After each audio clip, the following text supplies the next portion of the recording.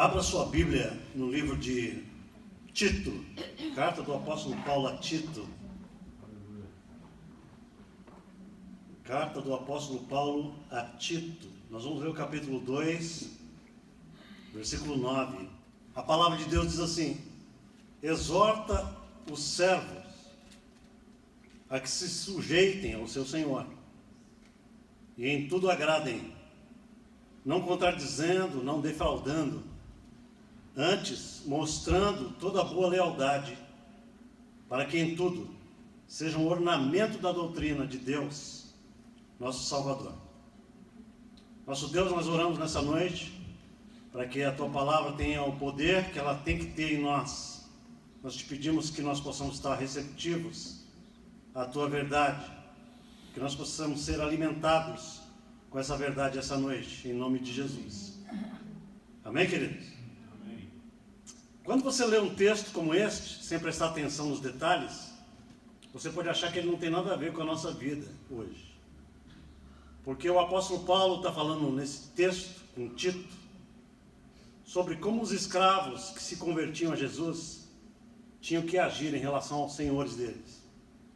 Aí você pensa assim, mas o que isso tem a ver comigo no século 21?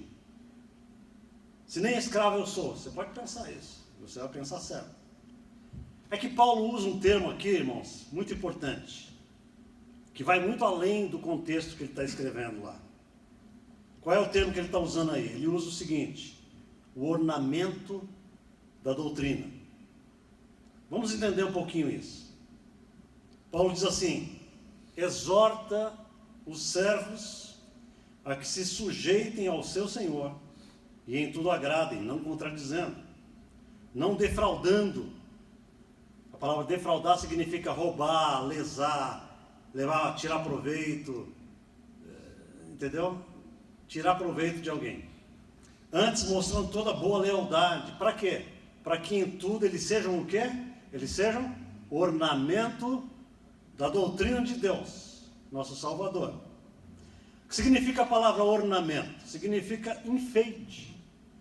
Quando você usa um ornamento, você está usando um enfeite. Que é usado para quê? É usado para tornar algo mais bonito e atraente, sim ou não? O ornamento você usa para tornar algo mais bonito e mais atraente. Em outras palavras, a lógica de Paulo aqui é a seguinte: o crente precisa de duas coisas sempre. O crente precisa de doutrina e precisa ornamentar a doutrina com ações coerentes a ela. Amém, irmãos? Amém. Por quê? Porque a apresentação de uma doutrina manchada por um comportamento contraditório a essa doutrina torna a doutrina não atraente. Na verdade, torna repulsiva a doutrina, que é o que está acontecendo muito no mundo. É por isso que o apóstolo Paulo manda que a gente não faça coisa errada. Para quê? Para que em tudo a gente seja ornamento da doutrina do nosso Deus, do nosso Salvador. Simples assim. E esse é o meu ponto nessa noite para vocês. Amém? Qual é o meu ponto? Meu ponto é o seguinte: é o cuidado que a gente tem que ter para que não haja discrepância entre aquilo que a gente diz que crê e aquilo que a gente pratica de fato. Jesus e os apóstolos, eles tinham o seguinte método de ensino. Eles ensinavam que, eles mostravam que a crença deve produzir comportamento. Não é o comportamento que produz crença, é a crença que gera comportamento. Entenderam isso? Na mente de Jesus e na mente dos apóstolos, o comportamento não vem em primeiro lugar.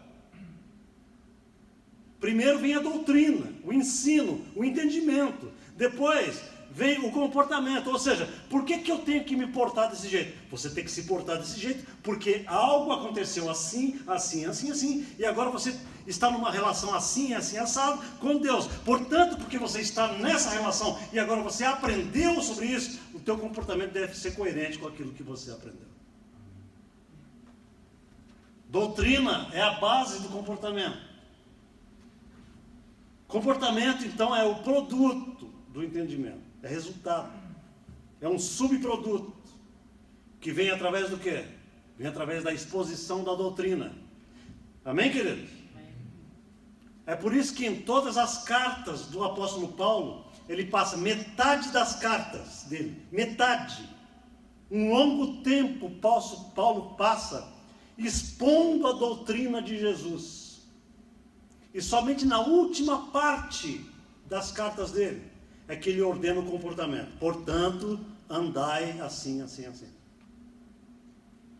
Isso é importante, não é? O que as igrejas evangélicas fazem de modo geral? O cara chega na igreja e ela começa a ensinar comportamento. Não faça isso, não faça aquilo, pare de fumar, você não tem que fazer isso, você não pode fazer isso. Mas o cara fala, mas por que eu não posso fazer isso? Mas por que eu tenho que parar com isso?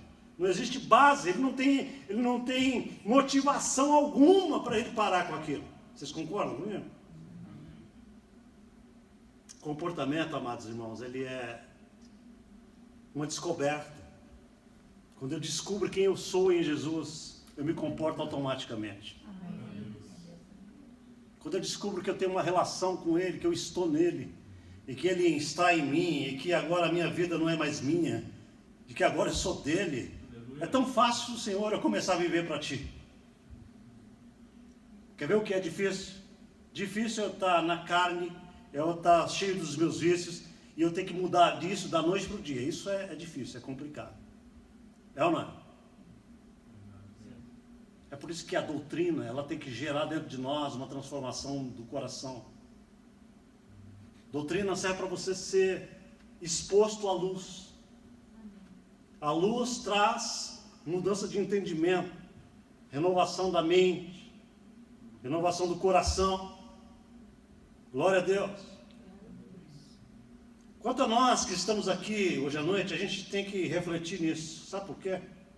Porque, queridos, nós estamos vivendo um tempo sem precedente na história do cristianismo. Um tempo em que as ações, as atitudes de grande parte dos crentes, ao invés de serem enfeites da doutrina de Jesus, têm se tornado um enfeiamento dela. E eu digo para vocês o seguinte: se o apóstolo Paulo achou necessário dizer isso a Tito, é igualmente necessário a gente também ponderar nisso essa noite. Amém? Amém. Porque uma atitude coerente com a doutrina ensinada é o ornamento, é um enfeite que atrai gente para Jesus. Basta ler esse capítulo 2 de Tito e a gente vai ver isso. Porque no capítulo 2, é lindo esse capítulo 2 de Tito, porque você vai aprender coisas tremendas ali. Eu só li um pedacinho, mas eu vou ler um pouquinho mais aqui, você vai ver como é bonito. No verso 1, o apóstolo Paulo diz o seguinte: você, Tito, fale o que está em acordo com a sã doutrina. Falar, palavra. Ou seja, para que eu queira que a palavra seja firme para os outros, a minha palavra tem que ser firme com os outros. Amém?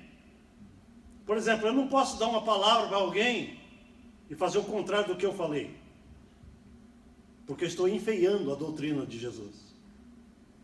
Quantos estão comigo? Amém. Nos últimos 17 anos, amados, de ministério, eu tenho constatado essa triste realidade. Eu tenho constatado ao longo de tantos anos que os crentes prometem, mas não cumprem. Que eles fazem compromissos que não são respeitados. Horários que não são respeitados. Dívidas que não são pagas. Eles são de Jesus, eles dizem: eu sou do Senhor. Na igreja nós levantamos as mãos para o Senhor, nós adoramos a Deus, nós adoramos todo o ritual evangélico que nós aprendemos, mas nós não estamos ornamentando a doutrina de Deus com as nossas ações e atitudes. E nessa noite eu peço que você aperte o seu cinto de segurança. Amém? Para que a gente possa aprender a andar segundo a doutrina de Jesus. Porque o apóstolo Paulo continua dizendo aqui o seguinte: que tem coisas que podem ser ensinadas, E a gente acha que não, hoje em dia. Por exemplo, ele diz assim: ensine os homens mais velhos a serem moderados, dignos de respeito, sensatos e sadios na fé. Olha o que a gente tem que ensinar para os mais velhos. Para os mais velhos. Que eles sejam sadios na fé, no amor e na perseverança. Isso eu tenho que ensinar para os mais velhos. Está escrito aqui. Ensine os homens mais velhos a serem moderados. Moderado o que é? Moderado é sem exagero, né? Não sejam exagerados em nada. Na postura, na atitude, na comilança, na beberrança. Não sejam extravagantes nessas coisas. Veja quanta coisa pode ser ensinada, segundo o apóstolo Paulo. Olha outra coisa que pode ser ensinada. Preste atenção que interessante a Bíblia. Hoje em dia, nós estamos vivendo um tempo que todo mundo gosta do politicamente correto, não é verdade? E não tem coisa pior para o Evangelho do que esse tal de politicamente correto. Quantos estão comigo nessa noite? Sabe por quê? Porque o politicamente correto, geralmente é cristamente errado. Por exemplo, a palavra de Deus diz assim: corrija o teu filho enquanto você tem chance. Porque senão ele vai se tornar um sem vergonha. Essa é a verdade. Enquanto ele é pequenininho, dessa chibata nele, porque ele vai tirando do coração a estutícia, a tolice. A Bíblia é tão clara nisso. Mas hoje em dia, você não pode tocar no seu filho, você vai para a cadeia. E ele também vai, mas futuramente. Sim ou não? Você vai para a cadeia, mas ele vai também. Lá em casa o couro comia. Eu falava assim: não, aqui vocês... Entendeu? Meu pai tinha um ditado no Ceará que dizia o seguinte: quem come do meu pirão, prova do meu cinturão. Gostei, pastor. Escreva isso no seu livro. Não é verdade? Ei, pastor, deu uns tapinhas no meu neto, me falaram que aqui eu ia presa. Eu falei: Jesus. Então, cuidado, porque você está vivendo num tempo politicamente correto. Não é verdade? Então, se você continua lendo o capítulo 2 de Tito, você vai vendo que existe coisa que Paulo está falando ali para a gente ensinar, que hoje é absolutamente careta. Por exemplo, ensine as mulheres mais velhas a serem reverentes na sua maneira de viver. Ei, velharada,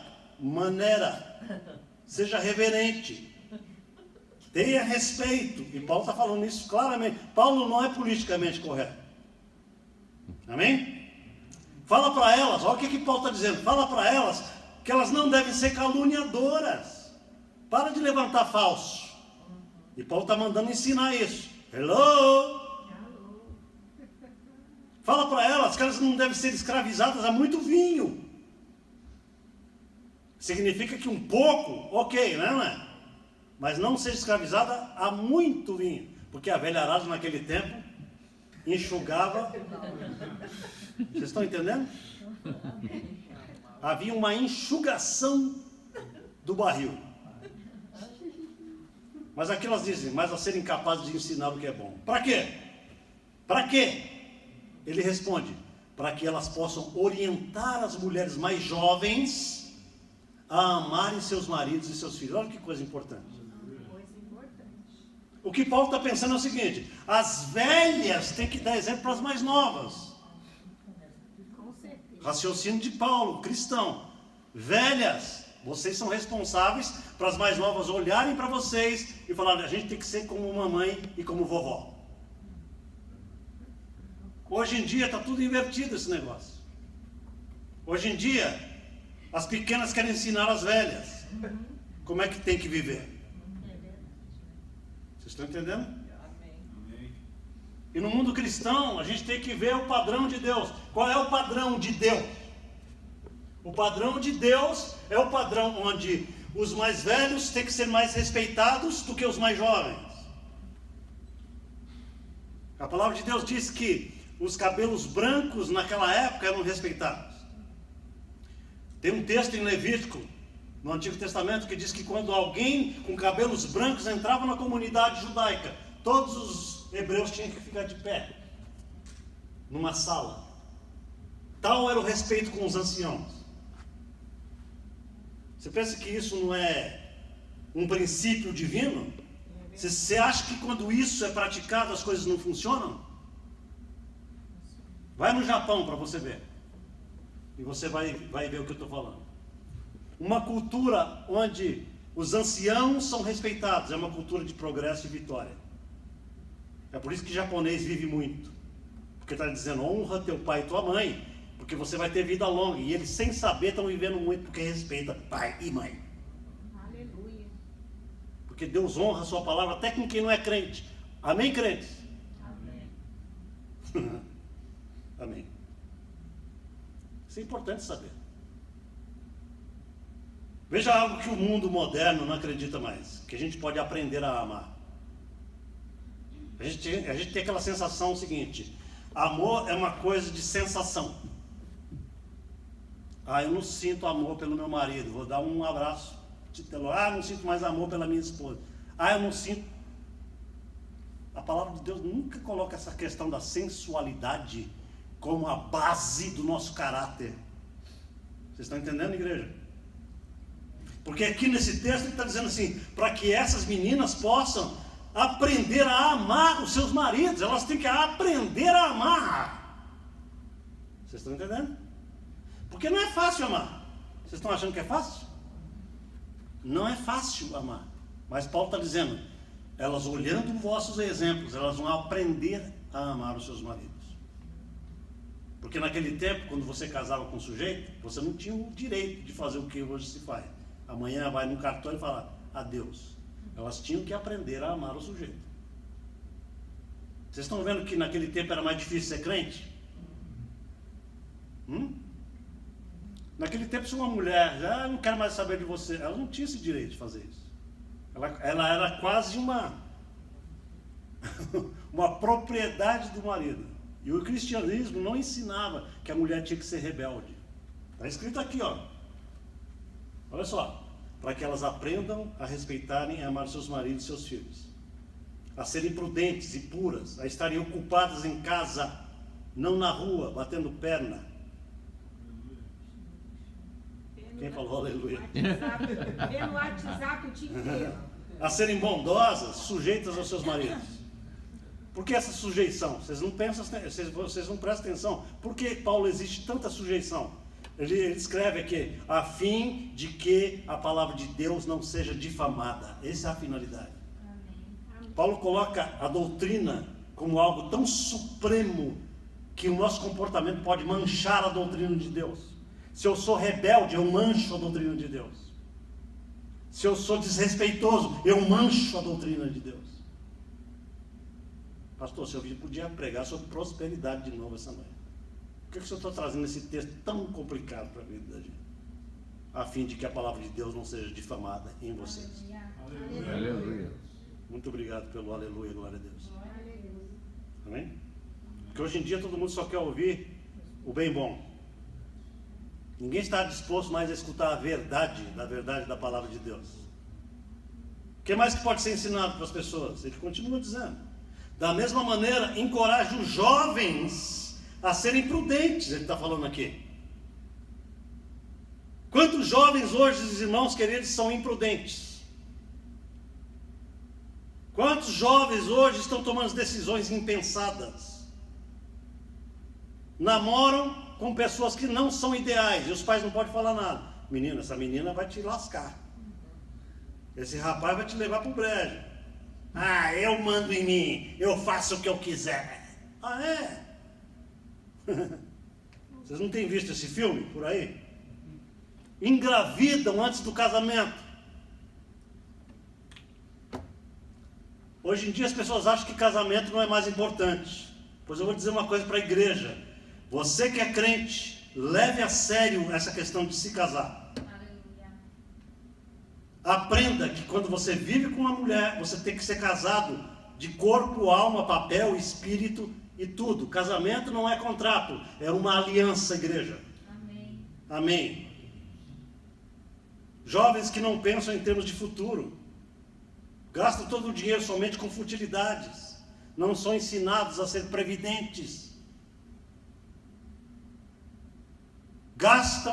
Ganham 500, gastam 600. Paulo está dizendo o seguinte: ensine a eles a serem prudentes. Isso é ensino, é doutrina. Você já pensou que uma igreja, a gente não ensina só que a gente vai viver no céu, na glória celestial, tocando harpinha no céu? Vocês estão entendendo isso? Paulo está dizendo o seguinte: o evangelho mesmo é aquele que você ensina à igreja como se comportar no mundo que a gente está vivendo aqui embaixo ainda. É aqui que o negócio pega. É aqui que a gente precisa de prudência. É aqui que a gente precisa de entendimento. É aqui que a gente precisa de sabedoria. No céu a gente vai estar tudo ok. Amém?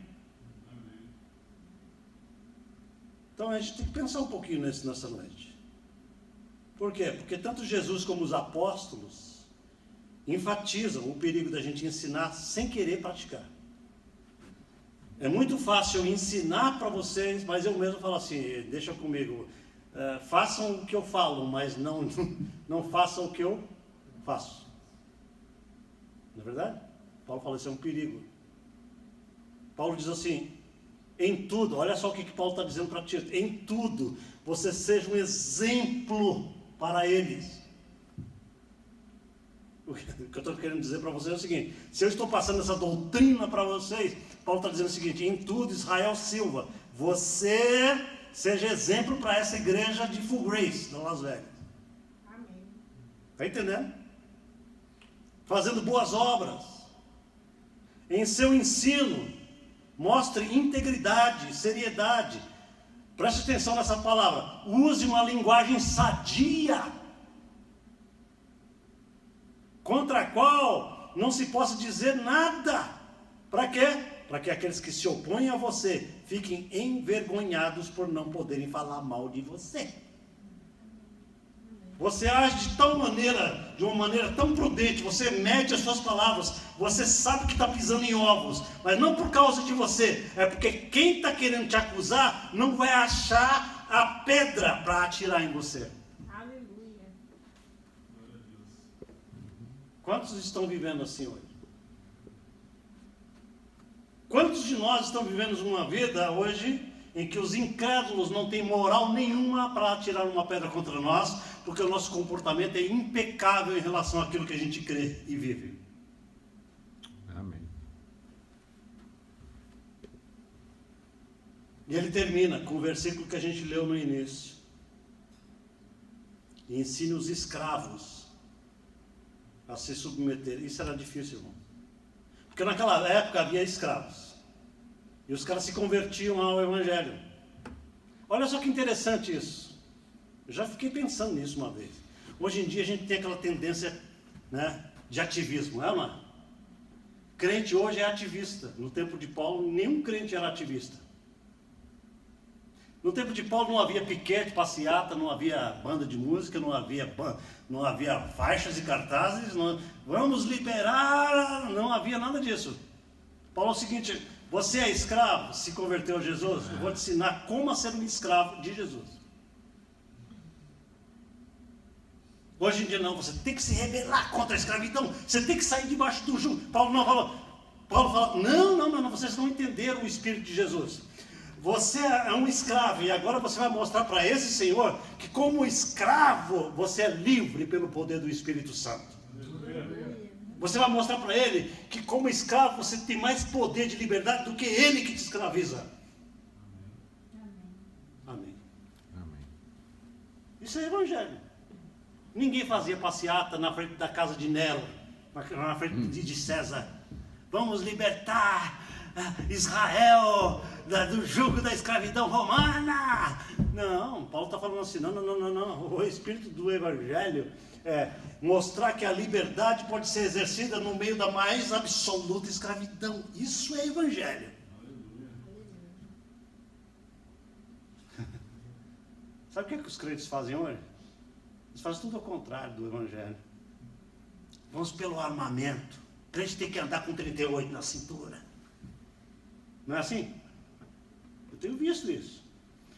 A gente tem que ter o direito de andar com a R15. Aleluia! Louvado seja o Senhor.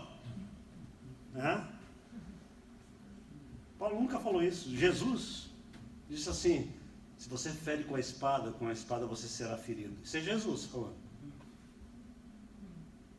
Se você fere com a R15, com a mesma R15 você vai levar chumbo de volta.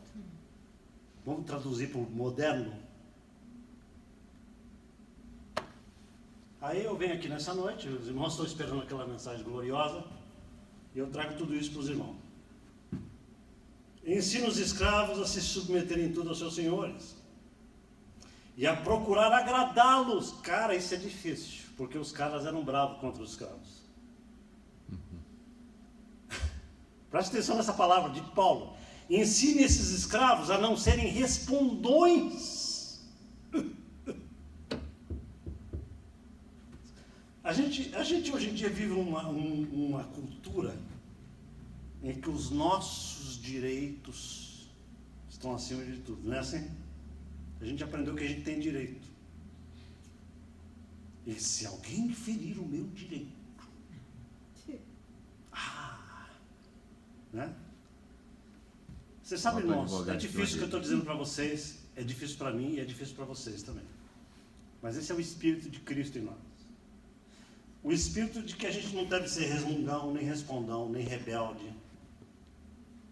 É difícil, mas pelo poder do Espírito Santo a gente tem que ornamentar essa doutrina sublime do Evangelho. A gente tem que chorar e falar, Senhor, se o Senhor não me ajudar nessa tarefa, eu vou sujar a tua doutrina, porque eu vou mandar esse cara catar coquinho na praia. Mas por causa do teu Evangelho, eu vou morder minha língua e andar de acordo com a tua verdade. Esse é o ponto que Jesus quer que você chegue. Aleluia. E a gente para muito tempo antes. A gente fala como muito, Senhor, nesse momento eu quero que teu Espírito fique de lado. E eu vou rodar a baiana aqui. Vocês estão entendendo? Paulo fala o seguinte, fala para os escravos, para eles não serem respondões. Quando os caras mandarem eles acordar 4:30 da manhã, fala para eles fazer o seguinte, aleluia, onde é que está o trabalho aí?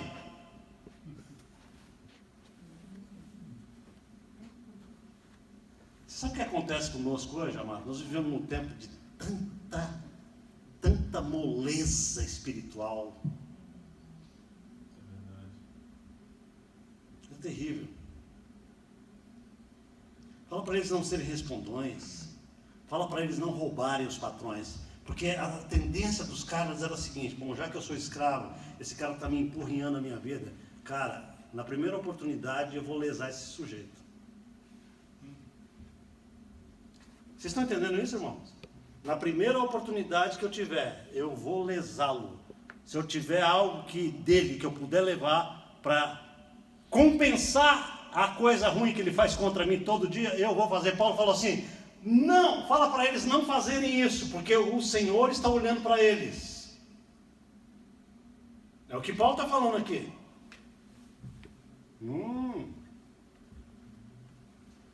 Fala para eles mostrarem que eles são inteiramente dignos de confiança. Que os patrões podem falar o seguinte, olha cara, eu tenho observado a tua vida, eu tenho sido ruim contigo, eu tenho te castigado, mas você é um cara tão bom que eu vou começar a pôr você sobre a minha casa. Aleluia. Aleluia. Você é digno de confiança, vem cá, eu tenho observado a tua vida. Foi o que aconteceu com José.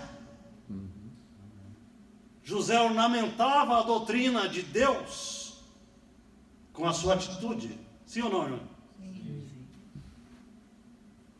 A gente cansa muito fácil, antes do tempo. Mas ele ensina por que ele tem que fazer isso. De novo, ele diz assim, para que assim tornem atraente em tudo o ensino de Deus. Está escrito aqui. Você está entendendo a finalidade de toda essa exortação? É para que o ensino de Deus se torne atraente para os incrédulos. Falam, cara, esses caras são imbatíveis na bondade, na fidelidade, no amor, na perseverança, na oração. Imbatível, eu vou querer ser como eles. Eu quero isso para a minha vida. Você tem que dobrar eles, quebrá-los com o poder da bondade. Sabe o que os crentes fazem? Quebra com o poder da maldade. Amém? Hoje a gente não tem mais escravo, né? Mas vocês concordam que isso pode se aplicar a empregados e patrões? Porque a maioria dos empregados cristãos hoje são o maior empecilho para que os patrões enxerguem na prática a doutrina de Jesus.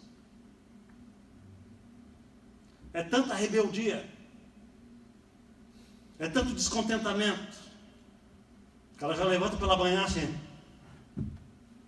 mais um dia. Existe um ditado horroroso que diz o seguinte: Thanks God, today is Friday. Já viram esse negócio?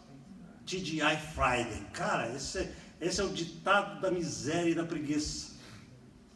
Significa o seguinte: graças a Deus, hoje é sexta-feira. Brasileiro adora isso. Hoje é sexta-feira. Sabe o que significa isso? Esse espírito de hedonismo que existe na nossa geração. A gente detesta a segunda-feira. É chamado Blue Monday.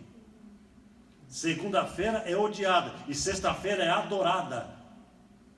E Jesus falou o seguinte: ei, quebra esse espírito.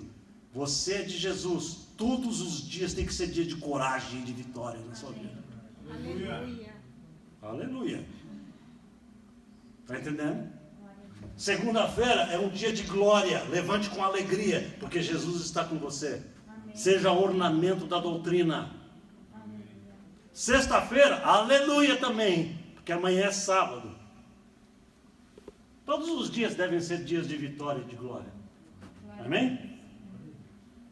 É tanto descontentamento, rispidez nas palavras, empregados que são pagos para realizarem trabalhos que não realizam. Talvez você possa pensar assim: bem, eu não tenho agido assim, tão contrário à doutrina de Jesus Cristo. Será? Né? Amados, para finalizar, guarde bem isso que eu vou dizer para vocês. O mundo sempre vai querer ver um cristão culpado e se contradizendo naquilo que ele fala. O mundo torce para isso. O mundo torce para você pisar na bola. Ele torce para você dar aquela bela pisada. Está vendo? É ou não é? Vocês são crentes ou não? Vocês nunca tiveram oportunidade assim de alguém torcer para você pisar uma bela de uma derrapada? Está vendo? Porque te ajudar a ir para frente eles não ajudam, mas eles torcem para você derrapar na curva, para que eles tenham que acusar você. Agora, eu digo para vocês o seguinte, queridos: por menor que seja a nossa má conduta, por menor que seja a nossa má atitude, menor que seja, diante dos incrédulos, ela funciona como um repelente da doutrina de Jesus. Menor que seja, uma palavra errada que você fala, eles anotam no caderno e falam assim: esse cara é crente, olha o que ele está falando. Sabe por quê? Porque eles, até os incrédulos, esperam que você seja santo. Até os incrédulos esperam que você seja inculpável. Até eles esperam que você não derrape na curva. E você vai pedir muita graça a Deus nessa noite, para que você saia daqui e fale: Senhor, eu preciso rever minha vida. Eu preciso rever o que eu estou errando. Eu preciso rever o que é que há em mim que não está sendo ornamento da doutrina de Deus para mim. Porque é muito fácil, amados irmãos, a gente levantar as mãos, a gente dizer que somos crentes. É fácil demais a gente viver esse evangelho água com açúcar que a gente vê tanto hoje. Certo, amados irmãos? Você vai na internet, você vai no Facebook, você vê 90% de gente se diz cristã e evangélico hoje. Os artistas se convertem ao evangelho porque agora ficou fácil ganhar dinheiro com música gospel. Mas o evangelho está muito longe de tudo isso. Evangelho é dureza. Evangelho é a gente suar por causa do nome. É a gente suar para não sujar aquilo que a gente está falando que crê. A gente fala: Senhor, eu não posso errar agora. A tua doutrina está em voga. Aleluia. Vocês estão entendendo, igreja? O que eu estou falando para vocês aqui hoje à noite é seríssimo. Glória a Deus. Seríssimo. Glória a Deus. Amém? Amém. Quantos querem orar comigo e fazer uma revisão na vida essa noite? Fique de pé. Fique de pé um pouquinho.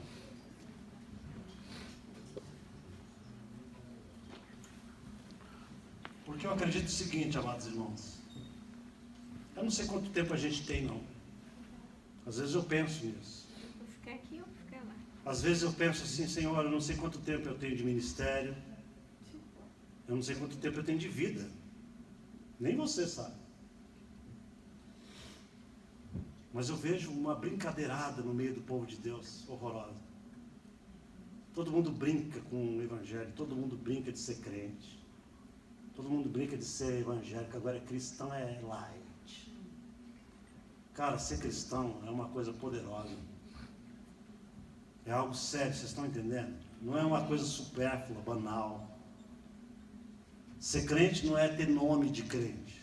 Também não é andar com um jeito de exterioridade de crente, cabelo de crente, crente de enorex, cabelo de crente, roupa de crente, moda de crente, sapato de crente. Não, ser crente é ornamentar a doutrina com a nossa atitude coerente com aquilo que a gente está dizendo que crê. Com aquilo que a gente está dizendo que ensina. E essa é uma das coisas mais poderosas que pode acontecer na sua vida. Poderoso não é falar em outras línguas. Poderoso não é profetizar. Poderoso não é, entendeu? Ficar entregando mensagem de Deus. É muito fácil isso hoje. Eu tenho uma mensagem de Deus para a sua vida. Espera aí, antes de você entregar a sua mensagem de Deus para a minha vida, olha para a sua vida, se você está sendo uma mensagem. Amém. Amém? Pastor Carlos Martins, vem aqui, querido. Vamos orar com os nossos irmãos. Eu quero que você saia do seu lugar numa atitude de reverência ao Senhor. Vem aqui nessa noite, como eu também venho. Eu já estou aqui, mas na verdade eu estou em atitude vindo a Deus. Para que a gente possa orar juntos como igreja, nos rendendo aos pés desse Senhor e falar: Senhor, tem coisas na minha vida, eu sei que eu não estou ornamentando a doutrina do Senhor. Eu não estou enfeitando a minha doutrina, a doutrina do Senhor, com a minha atitude. E não tem ninguém nessa sala, ninguém, que não tenha que vir aqui na frente. Eu tenho certeza disso. É verdade. Amém. Ninguém, inclusive eu. Então, portanto, nós vamos orar ao Senhor essa noite com uma atitude de arrependimento, Amém. com uma atitude de reverência à palavra que foi pregada, que não é minha, é a palavra de Deus. Aleluia.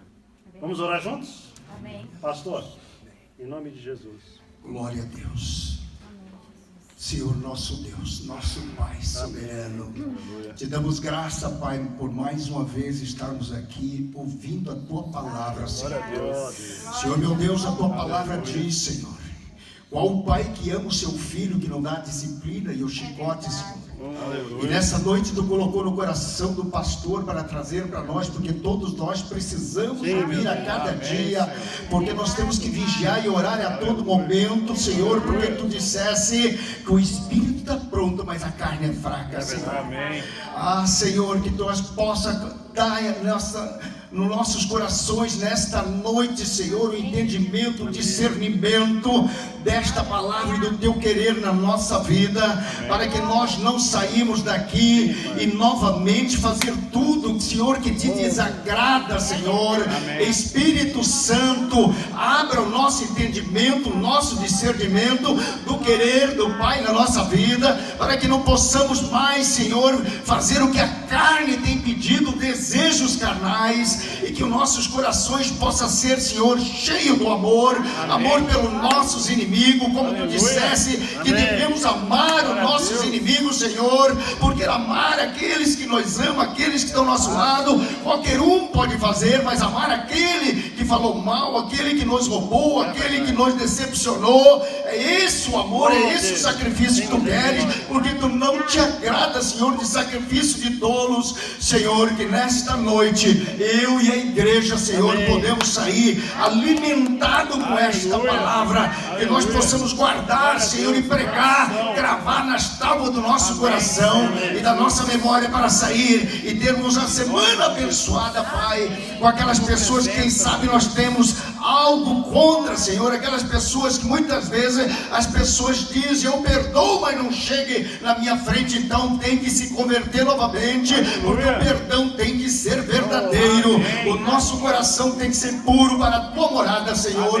E nesta noite, a cada um que aqui esteve, podemos sair curados, Senhor, de tudo, Senhor, aquelas coisas que o inimigo tenha colocado, aquelas setas inflamadas, dizendo que essa pessoa falou mal de ti, essa pessoa te passou para trás, essa pessoa que está derrotada em nome de Jesus, esta mensagem, mas que o Senhor venha abençoar a cada um de nós, dando paz, dando, Senhor meu Deus, a saúde na alma e nos nossos corações e na mente, em nome de Jesus, Pai, eu te agradeço, amém. Amém, queridos. Que o Senhor possa acompanhar vocês nessa semana. Que Ele possa abençoar o caminho de vocês. Amém. E que vocês possam ser ornamento. Amém. Ornamento da Amém. doutrina de Jesus. Amém. Vão na paz do Senhor em nome de Jesus.